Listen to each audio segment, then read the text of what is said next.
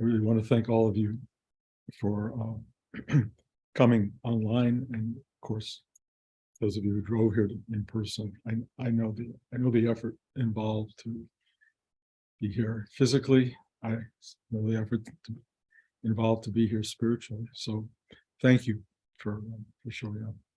Truly appreciate it.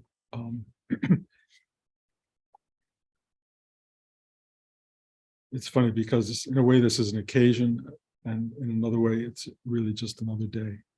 And the better way to look at it is really every day is an occasion, and it's kind of a way to greet your life. You can celebrate it, and I love that you're all showing up for this. And my suggestion would be show up for yourself like this every day. Show up, be available, because it's a big deal. It's just a big deal still being here, whether you hit 80, hit 90, or 40. It's quite a remarkable achievement. And it's full of drama and full of tests and full of everything we all have come to know. But given the alternative, it's an extraordinary thing to just be and be here, be present. So transfer your birthday greetings that you're sending to me back to yourselves, and happy birthday to everybody.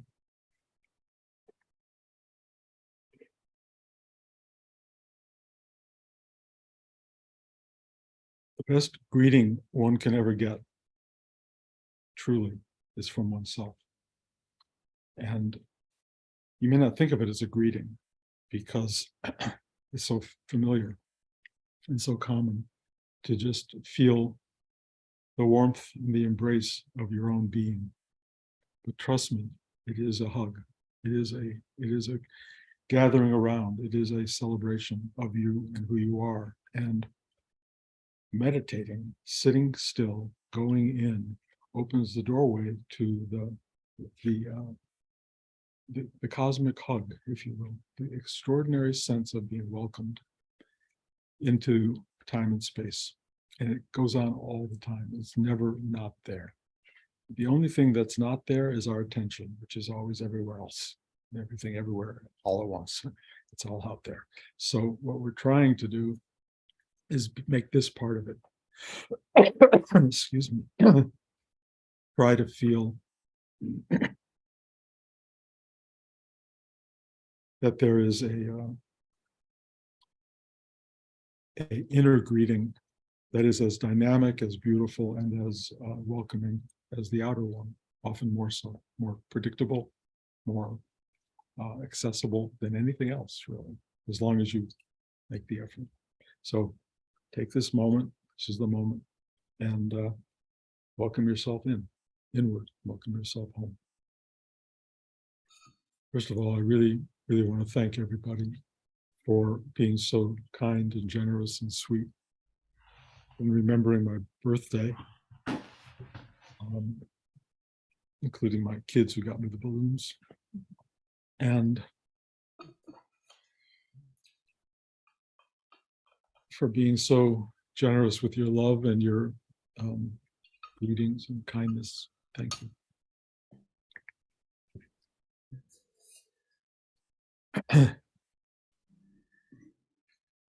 This has been a very dramatic week.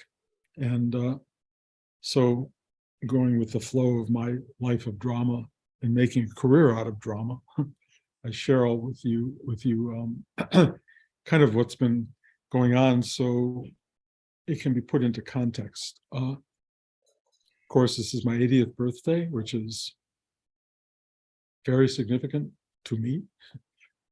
You never know if you're going to make it to that, and it's a demarcation of sorts that is very potent. And I'm going to wish every one of you an opportunity to arrive at that moment, because it speaks so deeply to the life experience, to the having been in this world and witnessed it through birth, youth, middle age, and then what appears to be the dawning of, if not the arrival in old age. And it's quite a remarkable thing. And of course, we all know where it heads. And this week, Blanche's sister, Rhoda, in Virginia, had a massive stroke. And having just recently been moved to a new assisted living space. And so we visited her about a month and a half ago, 2 months, yeah. And then this was unexpected, of course, and it didn't look good. And so Blanche spontaneously at 11 o'clock at night said, we're going to Virginia tomorrow. And since it takes as long to fly to Virginia these days as it does to drive, we just got in the car and started driving. And we went there, and she was already in a completely comatose state. And so we just spent time with her and my nephew and his wife and son, and ministered to Rhoda in the best ways you can minister to people, which is gentle touch. Touch, like that. It doesn't have to be more than that. It doesn't have to be a dialogue. It doesn't have to be verbal. And she can't hear, so it wouldn't have mattered. But she felt the touch. And she had a spastic hand, part of her that was not paralyzed. And if you touched her spastic hand, it quieted her and it relaxed her. And you could feel the comfort going through. Comforting people who are leaving this world is probably one of the most beautiful things anybody can do. And I'm sitting with Jackie, whose mother passed this last week, and who was one of the most exquisitely beautiful, fascinating people in the world. And, so she's deeply attuned to what I'm talking about. But all I can say is Blanche's instinct to get in the car and just drive 6-7 hours each way and just show up, was so powerful and so unbelievably meaningful to us. And everybody got their moment quietly with her. And we just got a chance to make the life experience with Rhoda whole, just whole. And we drove back, and then my birthday came, and the next morning after my birthday, we found out she had passed.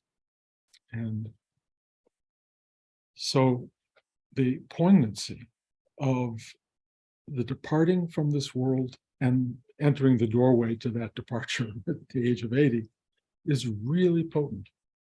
It's really potent and poignant. And it's poignant in a way that is as beautiful as anything I can express, because it's not the way I imagined celebrating, but it's deepened the experience in remarkable ways. And I woke up on my birthday feeling Rhoda, and I didn't know why, really, but it was the beginning of her transition. And I could feel it in a way coming. But it's also beginning of my own transition, and if you don't mind my generalizing, all of our transitions, because it's a singular doorway, and we all go through it, and we're all heading in that direction, and we're all heading there with the lives we led, for better, for worse. Rhoda's life was not a storybook life unless you have a certain kind of cartoon sensibility, I guess. It would be an interesting life to document. She had really beautiful notes in it, beautiful qualities in her life, but it was a life of hoarding and holding on to things, and losing a daughter when she was early in a marriage, and having lost that marriage, and then having another marriage that actually was spectacularly good and sound. And then that ended in her husband's death, and she became a kind of a lost figure in many ways. And you watch a life play itself out, and you can bring all the judgment you want to the world of this should have been, would have been, could have been, all of that. It is absolutely meaningless. Absolutely meaningless. You cannot do more than you're doing in a way. you, I personally sense, forgive me if I'm wrong, but that there is a profound forgiveness for all of us in this lifetime. We're not capable of all the great transcendent spiritual arriving at some God knows what place. I mean, a few people, yeah, perhaps get there. Einstein had his moment. Not any one of the rest of us got anywhere near that. We all do the life we do. We all live the life we can. And in the end, the celebration, if you will, is having been here. Yes, we could be here more. Yes, we could be here with greater appreciation. Yes, we can be kinder to other people. Yes, we can be kinder to ourselves. All of that, the whole drama of judgment and mindful kind of interaction with who we are is capable. We're capable of that to the point of becoming very oppressive of ourselves and oppressive of others, and walking around in a state of endless judgment and not very much joy or pleasure. And I think the real value of quote unquote spiritual life is to go, no, don't do that. Just don't do that. Find a way to celebrate the being itself, the just being here. And if you start to do that and you look at other people through that lens, you will celebrate them as well. I don't care who they are. I don't care how crazy their lives get or how out of whack things become, because they do for many people. You look at the totality of that, and there's something in it that has, I will call it inherent beauty, just inherent beauty in the difficulty, the struggle, the demand of day-to-day existence. Do some of us make it more beautiful than others? Yeah. Do some make it worse than others? Yeah. My feeling, and if you're a writer, you kind of get this, you can celebrate everybody. I don't care how you've done it. A good writer will take any life with all of its drama and all of its bullshit and all the stuff that doesn't work right, and it finds a way to have profound compassion for the journey that that person has been on. And when you find that compassion, one, you found it, so you get to experience it, but two, you get to express it. You get to put it into the atmospheric universe that we live in, and your care and love for another person comes through, and a good storyteller brings you to what I call the moment of uplift. Great thing about stories, if you find the good stories, is they all take you to a place of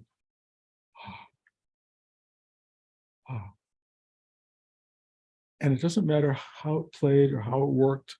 Even drama queens and people who have horrible, difficult times, who you look at through negative lenses, open up, go inside, explore their journey, explore their world, explore the complexity of being in a body, of being in bodies that don't work well, and being in minds that don't work well, that aren't tutored well, that didn't get the breaks they were supposed to get. Look at all of that stuff, and then you sort of understand the beauty of what it means to be a human being, just a human being.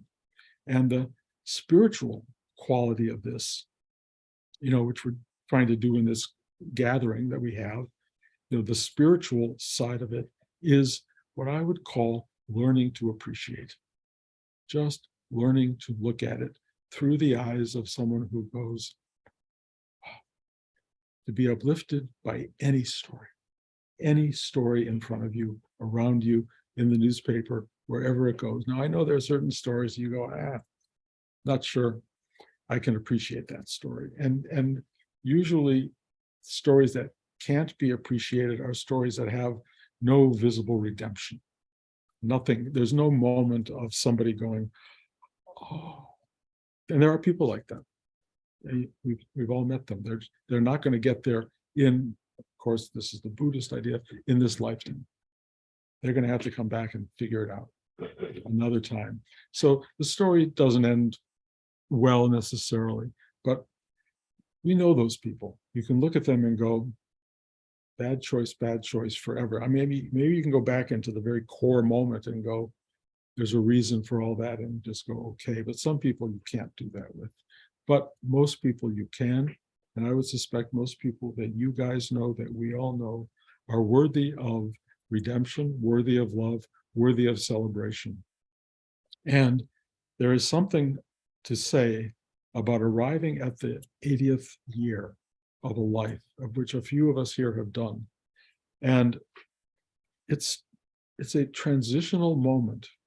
It's a looking back with a profound sense of, wow, lots of story, a lot of stuff that's gone on here. A lot of it is being forgotten already. A lot of it's taking on the character of forgotten narrative in a way. Certain things stick out, the happy moments, some of the sad ones, but mostly the wonderful ones come through the picture, and you go, wow.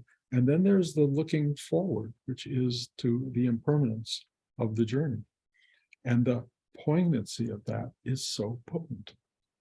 So when I arrived at 80 the other day, and I was surrounded by the love of my family, who I really, really love, the love of my students and friends who are gathered here today in person and online, the enrichment of that, the acknowledgement of that is so, it has such beauty in it. And the great lesson of my particular ride, and the one I would share with people, is the spiritual journey allows you to let go of the superficial, the outer, the egoistic part of your life, and let your heartfelt journey show itself. This is really potent. And then when you don't find people sending you love that goes to me and celebrates me, which feels absolutely retarded on some level and kind of not pleasurable to me, what you end up with is love for the being. And the love that this class kind of refers to is the love of your being. You know, I don't know all of your stories in the way that perhaps sometimes you wish people knew, but I'm not really interested in your stories. I mean, if you were here in the room, we could have a long talk and that would be fun, but I am interested in the being, just the being. And the being is what reflects itself when I sit and work with you. The inner person shows itself, and it is extraordinarily available because you're here, and it allows for a kind of gratitude and celebration. And so what I experienced this week was that the being got celebrated. The being was acknowledged. And the ego part, which has very little interest to me at this point, was beside the point. What matters really in me and you and all of us is that over the course of 80 years, or however many you get, you have learned to wash away the superficial. You've learned to wash away the stuff that isn't really consequential, and you just honor the being. And if other people come in and honor it as well, great. But what they're really doing, because if you have a spiritual sensibility, you start to get a feeling that the being is singular. It's not a plural.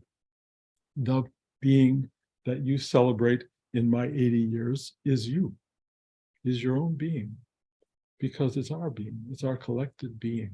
And we are part of something inexpressible, undeniable, beyond understanding, beyond comprehension on any level, and yet we not only sense it, we are the dynamic presentation of it. We are that. And if we live that life and we really find our way into the stillness of being, we celebrate one another. We celebrate all of our birthdays. We celebrate all of our collective day-to-day waking up in the morning days. And trust me, that's the best part. And so when you have an 80th birthday connected to a death of a loved one, the takeaway is, one, the loved one is present, which is remarkable. And as a teacher, I have a certain sensitivity to that. So your mother was here today.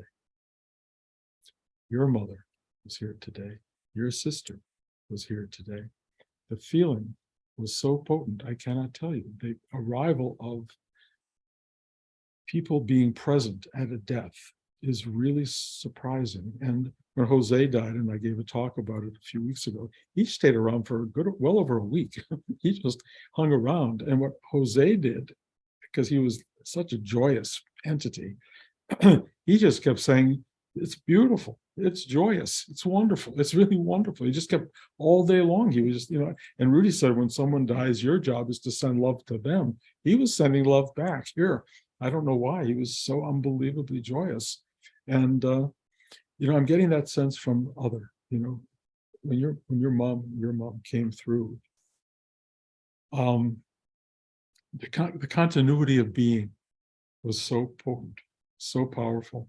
This idea of beginning, middle, end is a human construct. It's a time-based construct.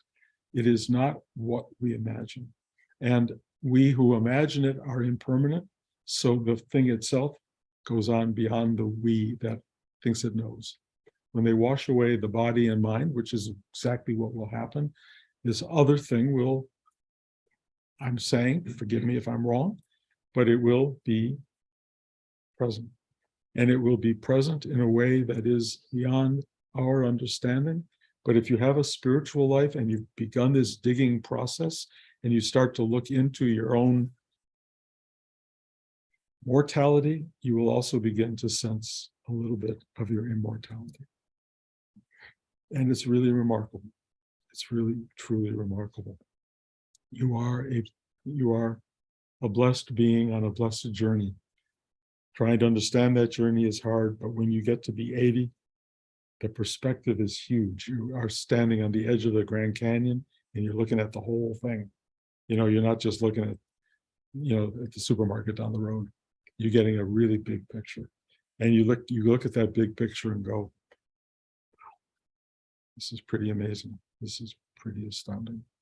So I'm feeling that. I'm also feeling this unexpected sense of a new childhood. I may have talked about this before, but when I was a 4-year-old, I used to wear suspenders all the time. I don't know why, but I did. And now I'm wearing them again at 80.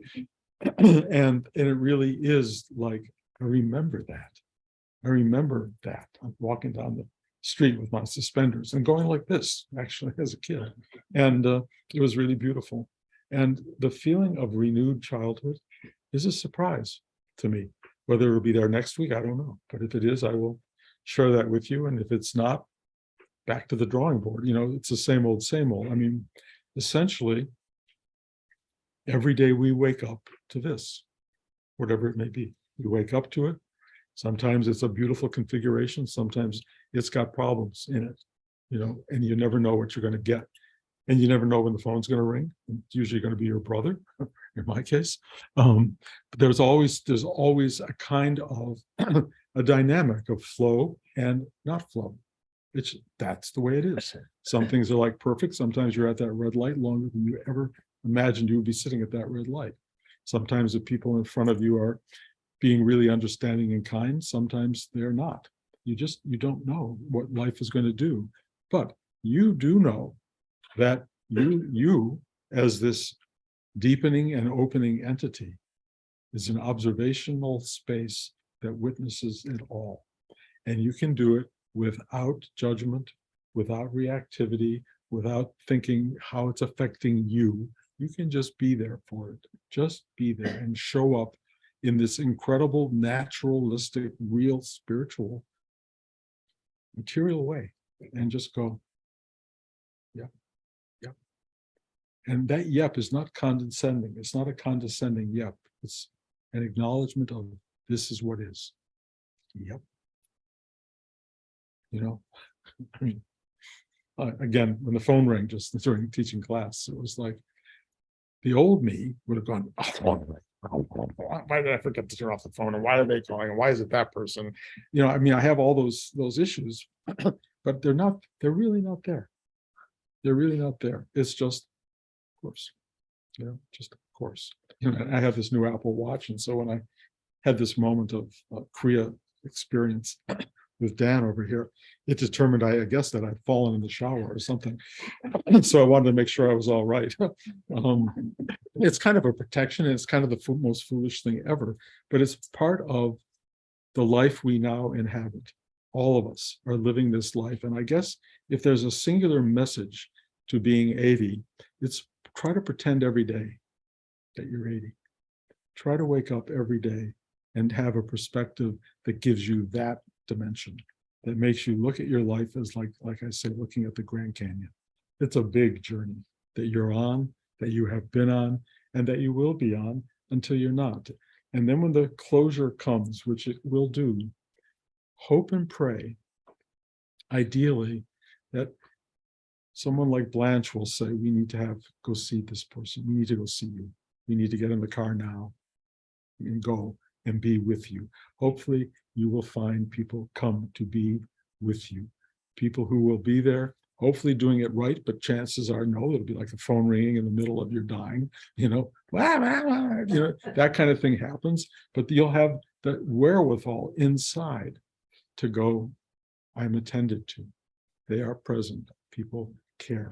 People care. And that's the journey we're on. And if we can learn to be open to that, to be touched by others, as we are all trying to do in this lifetime, and to be vehicles of touch for others, there you go. That's a good life, guys.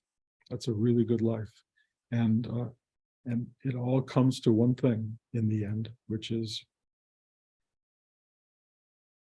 done. So live it well. Don't be upset by the struggles and difficulties. They come with every life, every single life, and they can dominate a day-to-day life. But I'm telling you, one of the great keys that Rudy gave is if you take whatever's going on and you just enter the doorway of peace and allowing and surrender and acceptance, you just go there. Every day, however often you have to, you will handle all the stuff that goes on, and you will return to that other stuff that goes on with compassion and love, and you will not go with judgment and anger and hostility, which is what makes a life so unhappy and creates an atmosphere in which you then live. You can live in this inner life of kindness and goodness that you share with others. It's your atmosphere that you create for yourself and for everyone around you. So the great lesson of being 80 is if you had a teacher like Rudy who taught you these lessons, you will know that you have given yourself places to live, be happy and breathe, and be at peace with the world that you have found yourself in. That's a great gift. And it's never too late to do that. It's never too late to go there. So thank you for coming to my birthday. I appreciate it. Thank you, those of you who drove here, which is really incredible. And all I can say is I've appreciated all of your kindness, and onward to 81. See where that goes. I don't know if I don't get a lot more greetings. If there are any questions or things like that, Tony? I don't have a question, but I have a comment. In addition to seeing the world as an 80-year-old, I think it makes sense to be seeing the world at the same time as a 3-year-old. Both. I mean, I'm much more a 3-year-old type, as you know. I would say that, and I would say do try to get to 80 years old and try to let that inform the journey as well. It's really important. I've already registered that, Bruce. I'm just trying to add to your wisdom here a little bit. Thank you, thank you. No, I disagree actually about the 3-year-old part, because it's already being informed by so much of this, and it's very noisy. But there is a part of us at 3 months, 3 months, that knows far more than most anything we've learned later. The 3-month-old is kind of a constant if you let it be. I know it learns a lot of skills and a lot of ways of operating in the world, but before it learns all of that, it just is. And all I've said week by week in the last few months is allow that 3-month-old to be present. Allow that kind of simple being to be present. Because, I mean, even if you don't allow it, it's still there at the core of you. It's at the very essence of your being, is this new infant that just arrived in this unknown space. That's always there. It's always there. We just forget it. I would even add, if you don't mind, that the 3-month-old and the 80-year-old have a lot in common. In fact, the awesome things you've just described about being in touch with certain particular beings that have shown up in the last hour. One could say it's the 80-year-old who's registering and feeling and touching that, or one could say it's the 3-month-old. Well, the journey that Rudy has set me on is going in 2 directions simultaneously. But he has given me the opportunity to go into the infant being and the vastness of that infant being before it becomes locked into a particularization. It's just there, and it's got nothing in it but love and hunger. That's basically the need to sleep and be hugged. That being is worth rediscovering, and the spiritual journey, in a way, leads you back to that. It knows nothing. It just wants to be hugged. Anyone else? George. Just another comment. I mean, as somebody who's now 81, my observation is, as you're getting older, you're evolving. Once you reach really our age, you're dissolving, you're letting go. And that's really the journey. It's that circle. I've used that word too, George, and it's very important to me, the dissolution. I've been experiencing it for the last 4 or 5 years. And there's a part of it that's very scary and very uncomfortable, physically and mentally even. It's like, how can I losing me? On the other hand, because of Rudy and because of the training ground, I'm learning to be kind of at peace with it. I'm trying to go, there it goes. Like, I talked about it a few weeks ago, Blanche and I trying to remember, what was it called? The microwave. Microwave, thank you. I watched that go away. No, I couldn't find microwave. Blanche couldn't find microwave. And we're looking at each other and we're laughing because that's dissolution. It's a really strange thing. And it gets more and more, not less and less. So as you start to forget all of these things, you can either be clutching and going, what's wrong with me? Or you go, what are you going to do? And in a way, I'll use this. This has been an important word for me. You're lightening the load as you let go of memory, let go of all these different things that you've been holding on your whole life, including understanding anything. As you let it go and lighten the load, you become enlightened. And that's enlightenment.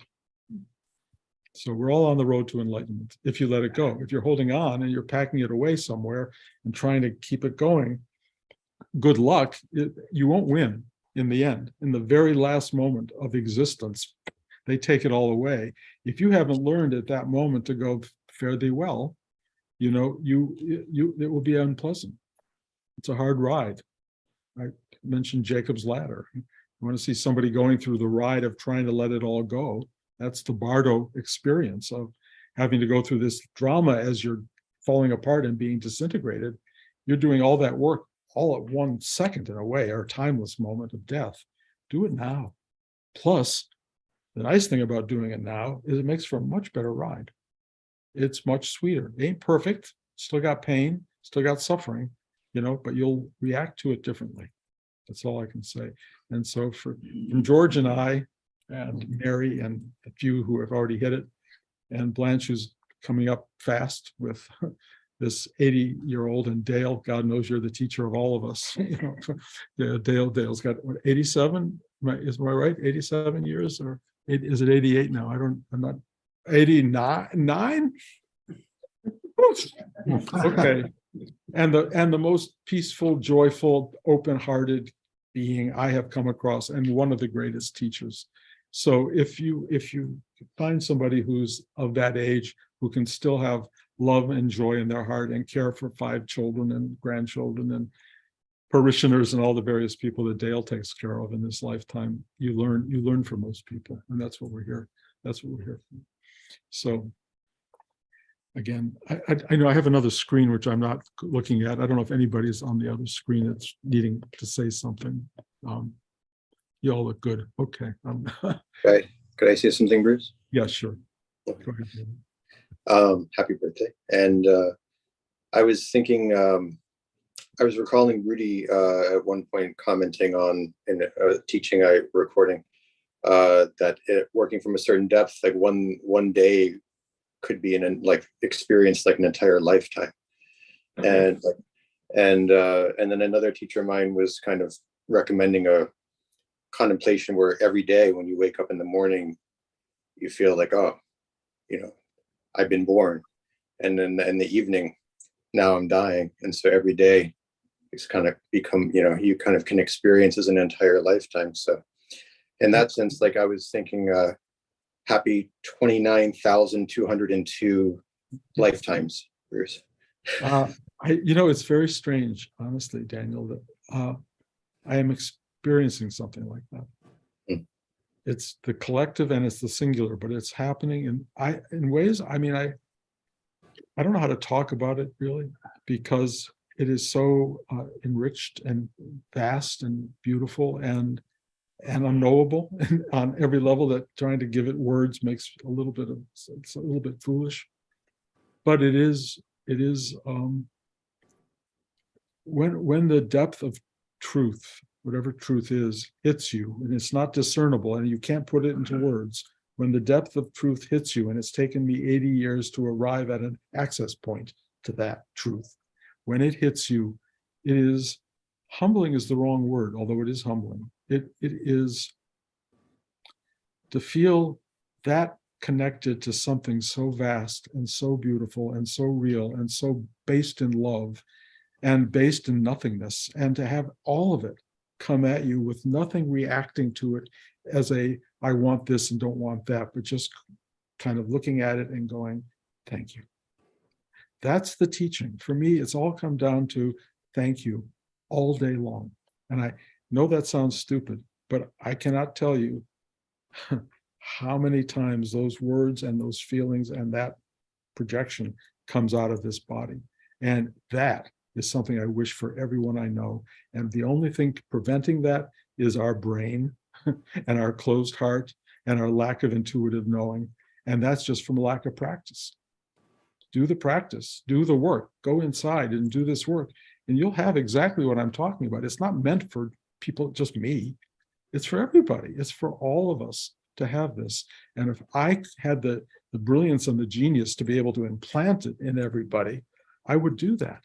But I'm doing the best I can. And what I've really understood through the inner teaching is I can go a little strand at a time, a molecule at a time. I can do a little bit with each person that begins to open the doors to your own arrival at this. And that's what Rudy did for me. Rudy went in and he worked and he worked and he worked and he worked on me. And I am here at the age of 80, in which Rudy never got to, as a result of what he did during the years we were together. That's an unbelievable thing. Why he did it, how I found him, how the universe brought us all together, I don't know. How does that work, But everybody here has been a beneficiary of that. How did you guys get here? It's an amazing thing. And it's a doorway to, if I could bake it and put it in the oven and then serve it to everybody, that's what I would do, because it's so delicious and so wonderful and so everything you hope for in life is available. It will be there. Not that you will get rid of pain and suffering, and and there are our great teachers have often world, but you find your way into even this,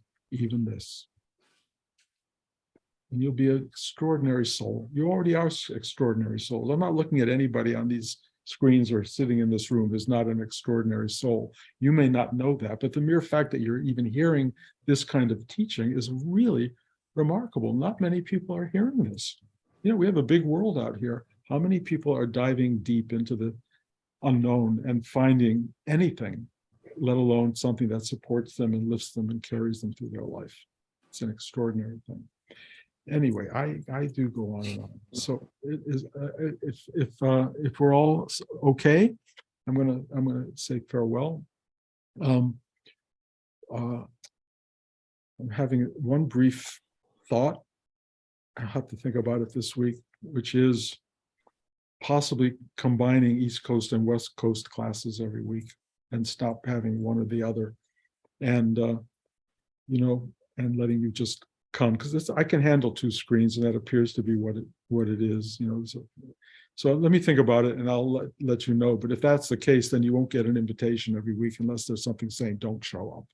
But mostly it would be sign on in California at 8 o'clock, sign on here at 11, and we'll just be here. And I don't have to bother with all that stuff. And all of you have the key to sign in. So let me think about it. But that, in that case, would the in-person be every week too, or that would be every other week? again, something I need to think about, mostly for Blanche's sake, because it's a lot of setting up and taking down. So I'm not sure. But I'll let you know. Anyway, thank you all for being here. I really am grateful. You have no idea how much love is moving out of this heart and into the screen and into everybody here. It's, for me, a gift, but I hope it's also transmittable. So enjoy. Thank you all.